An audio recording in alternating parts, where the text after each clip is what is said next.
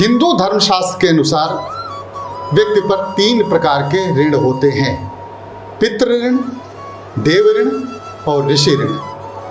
इसमें पितृ ऋण सर्वोपरि होता है, जिसमें पिता के साथ माता और अन्य पूर्वज भी शामिल होते हैं। इन्हीं पूर्वजों की मुक्ति श्राद्ध हेतु पितृपक्ष प्रत्येक वर्ष आते हैं और जिसमें सभी हिंदू धर्म के लोग अपने पूर्वजों को पिंडदान, श्राद्ध और तर्पण करते हैं। आप देख रहे हैं यूनाइटेड वार्ता UBTV और मैं हूं आपके साथ नीरज श्रीवास्तव। पितृपक्ष के प्रत्येक पहलू पर चर्चा करने के लिए हमारे साथ स्टूडियो में मौजूद हैं श्रवण कुमार शास्त्री जी, जिनसे हम जानेंगे कि इस हिंदू धर्म के इस महत्वपूर्ण जो पक्ष होता है पितृपक्ष, इसको लेकर के व्यक्ति को क्या करना चाहिए, इसका क्या विधान है, इन सब बिंदुओं पर मैं चर्चा करूंगा श्रवण कुमार शास्त्री जी।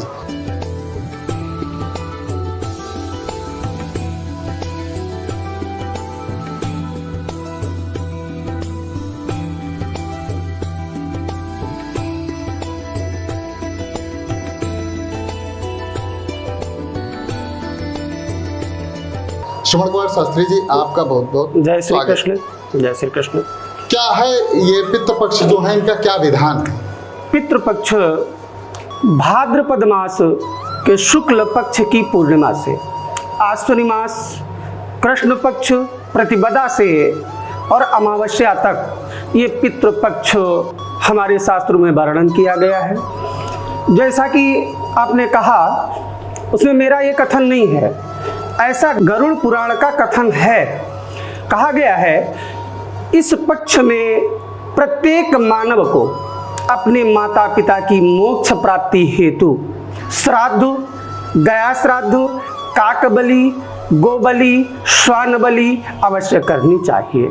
जैसा कि आपने प्रश्न किया है, 3 ऋण पुत्र के ऊपर होते हैं, समस्त मानव के ऊपर ये 3 ऋण बताए गए हैं: देव ऋण, गुरु ऋण और ऋषि ऋण, जिसमें पिता ऋण जो है सर्वोपरि है। ऐसा शास्त्रों में वर्णन गरुड़ पुराण भी ऐसा कहती है। मात्र पक्षस्य जे केचित पितृपक्ष से गुरु ससुर बंधु नाम, यानी ये 3 पीढ़ियां जो हमारी शास्त्रों में वर्णन किया गया है, उनका ब्लड हमारे आपके सभी के अंगों में विद्यमान है। माता के पक्ष यानी नाना जी का पक्ष, उनके पक्ष में यदि पुत्र नहीं है तो वो दामाद को करने का संपूर्ण अधिकार बताया गया है। गुरु के कुल में यदि कोई संतान नहीं है 3 पीढ़ियों तक, तो शिष्य को गुरु का ऋण उतारना अति आवश्यक है, यानी श्राद्ध, पिंडदान, जलदान, तर्पण अति आवश्यक करना चाहिए। तीसरे में हम कहते हैं, ऐसा भी हमारे शास्त्रों में लिखा है और लोग हमसे प्रश्न करते हैं, गुरुदेव ये बताएं कि जो भ्रूण हत्याएं हो जाती हैं, गर्भ में हत्याएं हो जाती हैं, या जिनकी जान या अनजान में जल में गिर करके मृत्यु हो जाती है, कुछ ऐसे भी व्यक्ति हैं जो ऊंचे नीचे से गिर करके उनकी आकस्मिक मृत्यु हो जाती है। ऐसे भी मानव हमारे हैं जिनको कुछ जहरीले सर्प इत्यादि जानवर डस करके उनकी अकाल मृत्यु हो जाती है, तो उनका तारण कैसे हो? ये पितृपक्ष भगवान श्री लक्ष्मी नारायण जी ने अपने ही मुखारबिंदु से वर्णन किया है। इस पक्ष में जो भी व्यक्ति, जो मानव अपने माता पिता के हित जलदान, तर्पण, काकबलि, श्वान बलि और ऋषि तर्पण करता है, उसे सभी प्रकार से बाधाएं नष्ट हो जाती हैं। दूसरे ऐसे कहा गया है, शास्त्रों में वर्णन इसका बड़ा विस्तार से किया गया है, लेकिन कुछ संक्षेप में ही मैं कहूँगा। पितृपक्ष में पूर्णिमा से प्रारंभ होता है और अमावस्या तक अंत होता है। इन 16 दिनों में प्रत्येक मानव को अपने माता पिता, अपने गुरु, अपने ऋषियों के लिए जल का दान अवश्य करना चाहिए और यथाशक्ति भक्ति के अनुसार कृपणता को त्याग करके विप्रभोज, पिंडदान, गया श्राद्ध अति आवश्यक करनी चाहिए। जान या अनजान में जिनकी मृत्यु हो जाती है, उनके हित रूप आप सभी प्राणियों को श्रीमद् भागवत का नवान पारायण सुनना आवश्यक बताया गया है। पितरों की मोक्ष हेतु और जो भ्रूण हत्याएं हैं, गर्भ हत्याएं हैं, सर्प के विष से मरे हुए हैं, जान या अनजान में जिनकी अकाल मृत्युएं हो जाती हैं, ऐसे वे अधम गति को प्राप्त होते हैं। अधम गति किसे कहते हैं? न तो उनका पुनर्जन्म होता है और न वो प्रेत योनि में ही जाते हैं, वो मध्य में ही लटके रहते हैं। ऐसे प्राणियों के लिए मुझे क्या करना चाहिए? यदि भ्रूण हत्या हुई है, गर्भ में हत्या हुई है, तो 5 वर्ष के बालकों को इन 15 दिन के पक्ष में दुग्ध का पान कराना चाहिए। 16 वर्ष तक यदि किसी व्यक्ति की मृत्यु हुई है तो ऐसे प्राणी के लिए भोज और तीर्थ स्नान अति आवश्यक होता है। अपने पिता या अपने संबंधी नात बंधुओं के हित के लिए यदि मुझे कुछ करना है, इसी से शास्त्रों में वर्णन है। आप सभी विद्वानों के पास जाकर के, हे गुरुदेव आप ये हमें बताएं, ये पितृदोष क्या होता है, पितृदोष क्यों लगता है?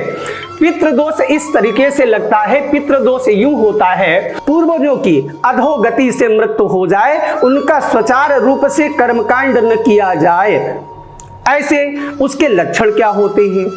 प्रत्येक परिवार की ऐसी मान्यता कही गई है। किसी के घर में आकस्मिक दुर्घटनाएं होती हैं, अकाल मृत्यु हो जाती हैं, हम मेहनत तो बहुत करते हैं, धन अर्जित नहीं होता है, हमारे परिवार के अंदर लड़ाई झगड़ा होता रहता है, पुत्र कहना नहीं मानता है, पिता और पुत्र में विषमता रहती है, आपस में पूरा परिवार यानी रोगग्रस्त रहता है। ऐसे परिवारों के लिए मैं जरूर कहूंगा, बार बार कहूंगा इस बात को, वो अपने देव ऋण, पितृ ऋण और गुरु ऋण से जरूर उद्धार हो। एक बार वो जा करके गया श्राद्ध अवश्य करे, और वहां जाने की यदि सामर्थ्य नहीं है तो अपने घर में नवान गीता का पारायण कराएं, श्रीमद् भागवत का पाठ सुने, और अधिक से अधिक सर्वोपरि कहा गया है व्रत, यानी व्रत सत्य का पालन करें। ये 15 दिन के अंदर क्षौर कर्म वर्जित किया गया है, नए वस्त्र धारण करना वर्जित किया गया है, क्योंकि शूदक का समय होता है। ऐसे समय में मनुष्य को एक ही व्रत धारण करना चाहिए, सत्य व्रत का धारण करे 15 दिन के लिए, और इसमें अपने पिता और अपने पूर्वजों की मोक्ष गति को प्रदान करे। शास्त्री जी, जैसा कि ये 16 दिन जो श्राद्ध पक्ष के बताए गए हैं, इसमें कहा जाता है कि पूर्वज दिव्य लोक से पृथ्वी पर आते हैं, अपने जो वंशज होते हैं उनको आशीर्वाद प्रदान करते हैं। तो क्या क्या व्यवस्था घर में आदमी सुनिश्चित करे कि जो उनका पूरी तरीके से सम्मान हो, उनका आशीर्वाद प्राप्त? अति उत्तम, अति उत्तम। जैसा कि कहा गया है, ये 15 दिन मोक्ष प्राप्त हेतु बताया गया है। पितरों को जो मोक्ष प्रदान करना चाहते हैं, अधोगति से जिनको उद्धार करना है, ऐसे प्राणियों के लिए क्या करना चाहिए? बहुत सुंदर आपने शब्द कहा है। ये किसी न किसी रूप में हमारा पितृ हमारे दरवाजे पे जरूर आता है, वो या पशु योनि में हो, जैसा कि पूर्व कथाओं में ऐसा वर्णन किया गया है। गरुड़ पुराण मेरी ये ऐसा कहती है, 15 दिन में अपने घर को स्वच्छ प्रातः काल उठ करके और साफ करे, चंदन सुगंधित लेपन करे, और पितरों का वास, अपने पूर्वज भी ऐसा कहा करते थे, ऐसा गरुड़ पुराण में भी वर्णन है कि दहली के ऊपर हमारे पितरों का 15 दिन के लिए वास हो जाता है। वहाँ यम के बंधन से हमारे पितृ मुक्त कर दिए जाते हैं, और उनसे आदेश दिया जाता है, जाएं आप अपने अपने घर को और देखें जा करके आपके पुत्र और आपके संबंधी, आपके हितैषी, आपके भाई बंधु आपके लिए क्या कर रहे हैं। तो वो हमारे पितृ किसी भी वेश में मेरे दरवाजे पे आते हैं, चाहे वो श्वान के रूप में हो या पक्षी के रूप में हो या भिखारी के रूप में हो। तो सभी बंधु बांधव से आज मैं ये जरूर आदेशित करूंगा, एक सनातन धर्म के माध्यम से, सनातन धर्म अवलंबियों से जरूर प्रार्थना करके कहूंगा कि वो 16 दिन का जो ये पक्ष है, 16 दिन में अपने घर में शुद्ध सुंदरता रखें, अनाप शनाप खाने का परहेज करें, जो तामसी है तामसी वस्तु का सेवन न करें, सात्विकी रह करके और ब्रह्मचर्य का पालन करते हुए अपने पितरों की आराधना करें। और पितृ देवो भव, यानी ना जाने किस भेष में नारायण आ जाए तो वो पितृ देवता हमारे किस भेष में मेरे दरवाजे पे आते हैं।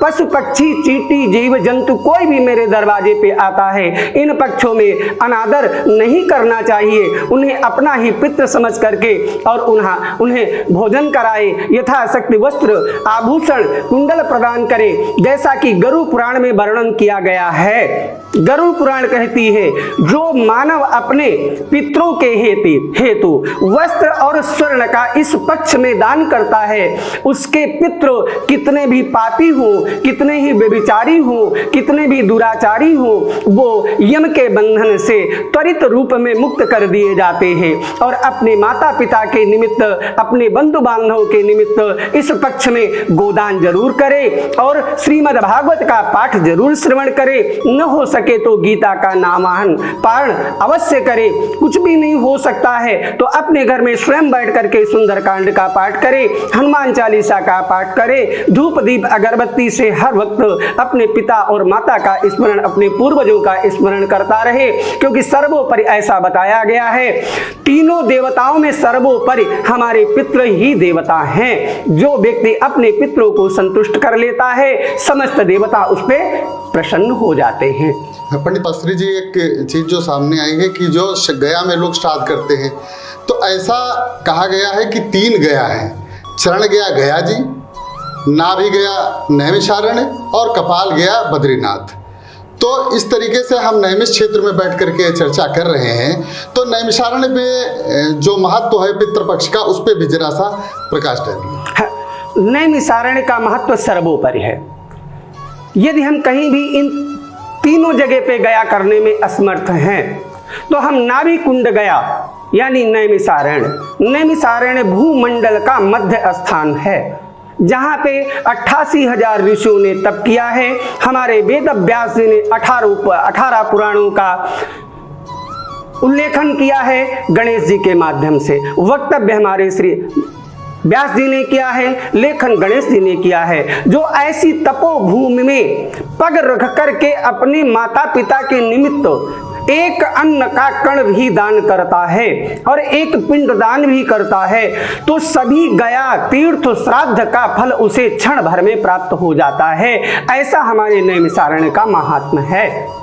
तो अभी आप सुन रहे थे शास्त्री जी का व्याख्यान पितृपक्ष पर, कि किस तरीके से ये पितृपक्ष हमें अपने पूर्वजों के प्रति कृतज्ञता ज्ञापित करने, उनका आशीर्वाद प्राप्त करने के लिए आते हैं। वर्ष में लोग इंतजार रहता है कि किस तरीके से पितृपक्ष में अपने पितरों का आशीर्वाद प्राप्त करें, क्योंकि शायद जिनके पितृ प्रसन्न होते हैं उनके ऊपर देवता भी प्रसन्न होते हैं, जैसा कि अभी आपने सुना।